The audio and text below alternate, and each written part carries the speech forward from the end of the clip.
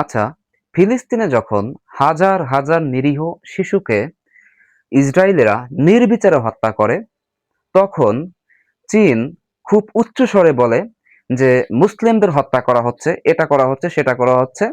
সে মুসলমানদের sympathy grow করার চেষ্টা করে। কিন্তু একই চীনের ভিতরে যখন মুসলিম সেই উইঘুর জাতিকে হত্যা করা হয়, তখন তার বিবেক কোথায় থাকে?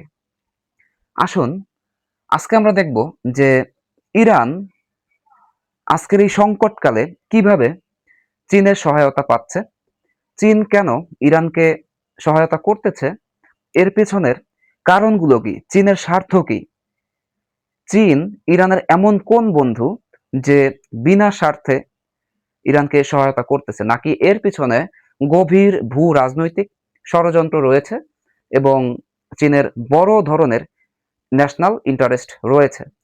প্রথমে আমরা আলোচনা করব মালাক্কা সংকট নিয়ে। মালাক্কা সংকটটা কি? মালাক্কা ক্রাইসিস কি? মালাক্কা ক্রাইসিস, চলুন ধরুন এইটা হচ্ছে ইরান। ইরান থেকে যখন চীন তেল কিনে, সেই তেল পরিবহনের জন্য সমুদ্র পথ ব্যবহার করা হয়। ধরুন এটা হচ্ছে চায়না এবং এইখানে হচ্ছে ইরান। ইরান থেকে চীনের তেলবাহী জাহাজগুলো যখন বের হয়, সে প্রথমে আরব সাগরে আসে, আরব সাগর হয়ে সে ভারত মহাসাগরে আসে, এরপরে সে এইখানে আসে। এইখানে হচ্ছে একটা প্রণালী আছে, মানে একটা সরু পথ আছে, যার এক পাশে হচ্ছে মালয়েশিয়া এবং অন্য পাশে হচ্ছে ইন্দোনেশিয়া, এবং ঠিক এখানেই আছে সিঙ্গাপুর। এই পথটা দিয়েই ইরান থেকে চীনের সমস্ত তেলবাহী জাহাজগুলো যায়। আমি আবারও ক্লিয়ার করে বলে দিচ্ছি, চীন একটি তেল আমদানি নির্ভর দেশ, অর্থাৎ চীনের যাবতীয় সমস্ত ইনফ্রাস্ট্রাকচারাল ডেভেলপমেন্ট কিংবা সব ধরনের উন্নয়ন তেলের উপর নির্ভরশীল, এবং সে তার বেশিরভাগ তেল এই ইরান এবং সৌদি আরব থেকে কিনে, যেই তেলগুলো হরমুজ প্রণালী হয়ে, অর্থাৎ ইরান থেকে হরমুজ প্রণালী হয়ে আরব সাগর হয়ে ভারত মহাসাগর হয়ে এই মালাক্কা প্রণালী দিয়ে সরাসরি চীনে চলে যায়। এখন সমস্যা কোথায়? সমস্যাটা হচ্ছে এই জায়গাটাতে, এই ভারত মহাসাগরে ভারতের অনেকগুলো, ইন্ডিয়ার অনেকগুলো নেভাল বেস বা মিলিটারি ঘাঁটি আছে, আর নৌবাহিনীর ঘাঁটি আছে, এবং এই যে সিঙ্গাপুর, এই সিঙ্গাপুরে ইউএস নেভাল বেস বা নৌ ঘাঁটি আছে। যেহেতু চীনের একজন চিরন্তন শত্রু হচ্ছে ভারত এবং আমেরিকা, তাই ভবিষ্যতে যদি কখনো চীনের সাথে ভারত কিংবা এই আমেরিকার যুদ্ধ লাগে, তখন যদি এই অংশটুকু, মানে এই সরু পথটুকু বন্ধ করে দেওয়া হয়, এই সিঙ্গাপুরের নেভাল বেস ব্যবহার করে এইখান থেকে আক্রমণ করে যদি এই পথটুকু বন্ধ করে দেওয়া হয়, তখন চীন প্রচুর পরিমাণ জ্বালানি সংকটে ভুগবে। অর্থাৎ এই পথ দিয়ে চীনে আর কোনো জ্বালানি বা তেল যাবে না। এখন এর সাথে ইরানের কি সম্পর্ক?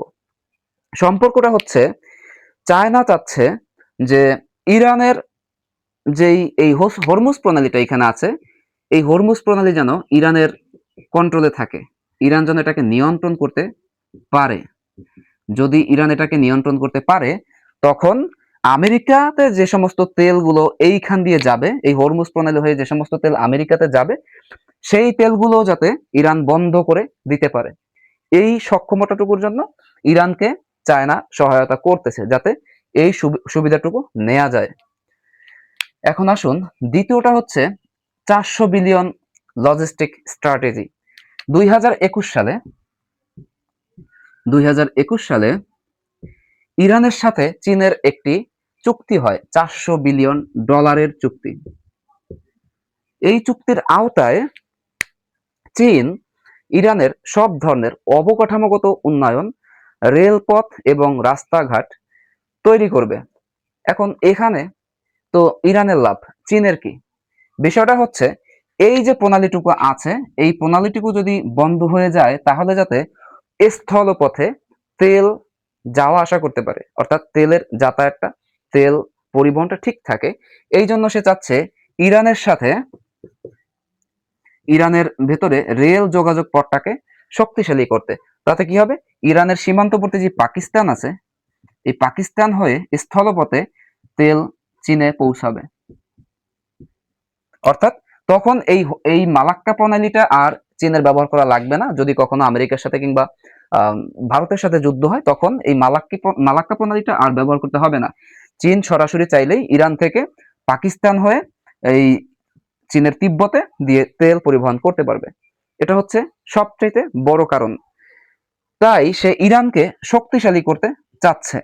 যদি আমেরিকা বড় ধরনের আক্রমণ ইরানে করে, তাহলে ইরানের সেই অবকাঠামোগত উন্নয়ন যদি ধ্বংস হয়ে যায়, তবে সেটা চীনের এই $400 বিলিয়ন প্রজেক্টের সবচাইতে বড় ক্ষতি। তাই সে ইরানকে বাঁচিয়ে রাখতে চায়। এরপরে আসুন তাইওয়ান বা দক্ষিণ চীন সাগর। তাইওয়ান ক্রাইসিস কি? চীন ঐতিহাসিকভাবেই মনে করে যে তাইওয়ান হচ্ছে চীনের অংশ, কিন্তু তাইওয়ান নিজেকে স্বাধীন মনে করে এবং আমেরিকা এই তাইওয়ানের উপরে হস্তক্ষেপ করে যাতে চীনকে ফাঁদে ফেলা বা চাপে রাখা যায়। এখন বিষয়টা হচ্ছে, আমেরিকা যদি ইরানকে নিয়ে মধ্যপ্রাচ্যে, মিডল ইস্টে ব্যস্ত থাকে, তখন এই তাইওয়ানের উপর থেকে আমেরিকার নজর সরে যাবে এবং দক্ষিণ চীন সাগর থেকে আমেরিকার নজর সরে যাবে। কারণ মিলিটারি থিওরিতে বলা আছে যে কোনো পরাশক্তি বা সুপার পাওয়ার একই সাথে দুইটা ফ্রন্টে যুদ্ধ করতে পারে না, তাকে যে কোনো একটা ফ্রন্ট বেছে নিতে হয়, অর্থাৎ যে কোনো একটা ফ্রন্টে যুদ্ধ করতে পারে। তাই চীন মনে করে আমেরিকা যদি এই মুহূর্তে ইরানকে নিয়ে ব্যস্ত থাকে, মানে ইরানের সাথে যুদ্ধ করতে থাকে, তাহলে সে আর এই তাইওয়ানের উপরে হস্তক্ষেপ করতে পারবে না। অর্থাৎ এই দক্ষিণ চীন সাগর কিংবা তাইওয়ান থেকে, তাইওয়ানকে চাইলেই চীন দখল করতে পারবে কিংবা সেখানে সে তার সোভারেন্টি দেখাতে পারবে। এরপরে আসুন রেজিওনাল হেইজেমনি, অর্থাৎ আঞ্চলিক আধিপত্যবাদ কি? আঞ্চলিক আধিপত্যবাদ থিওরি বা রিজিওনাল হেজেমনি তত্ত্ব বলে যে কোনো দেশ যদি শক্তিশালী হতে চায়, তাহলে তার যেই এরিয়া আছে, তার যেই পেরিফেরি আছে বা তার যেই মহাদেশ আছে, সেই মহাদেশে অন্য কোনো সুপার পাওয়ার এসে দাপট দেখাতে পারবে না।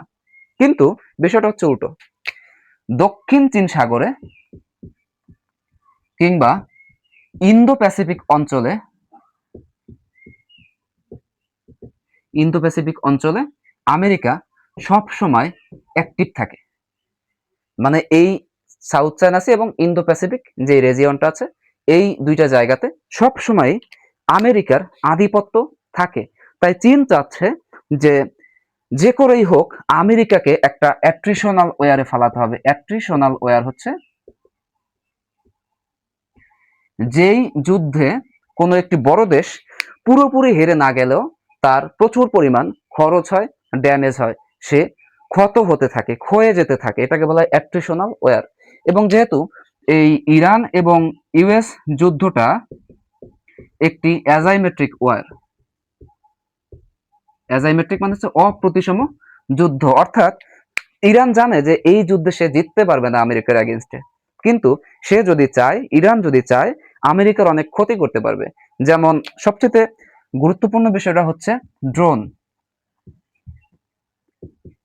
ইরানি ড্রোন।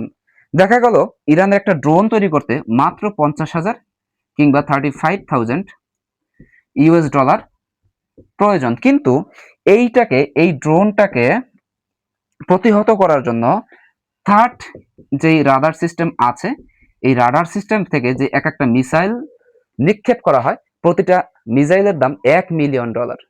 এখন ধরুন প্রথম এই থার্ড থেকে একটা মিসাইল আমি মারলাম, কিন্তু সেই মিসাইলটি দিয়ে ড্রোনকে প্রতিহত করা গেল না, তখন দুইটা মারতে হবে, অর্থাৎ তখন $2,000,000 কিন্তু লেগে যাচ্ছে জাস্ট একটা শাহেদ ড্রোনকে ডাউন করার জন্য। এটা আমেরিকাকে অর্থনৈতিকভাবে অনেক ক্ষতিগ্রস্ত করে। তাই ইরান, চীন সবসময় ইরানকে টেকনোলজিক্যাল সহায়তাগুলো দিচ্ছে বা বিভিন্ন ধরনের যেই টেকনোলজিক্যাল এইড এবং অন্যান্য ধরনের রাডার সিস্টেম দিয়ে সহায়তা করতেছে, যাতে করে এই ইরান আমেরিকাকে ক্ষয় করতে পারে এবং চায়না চায় এই যুদ্ধটা যাতে আরো বেশি দীর্ঘায়িত হয়, এতে করে আমেরিকা পুরো দমে ফুল সুইং এ মধ্যপ্রাচ্যে আটকা থাকবে এবং এতে করে সবচাইতে বেশি লাভ হবে চীনের।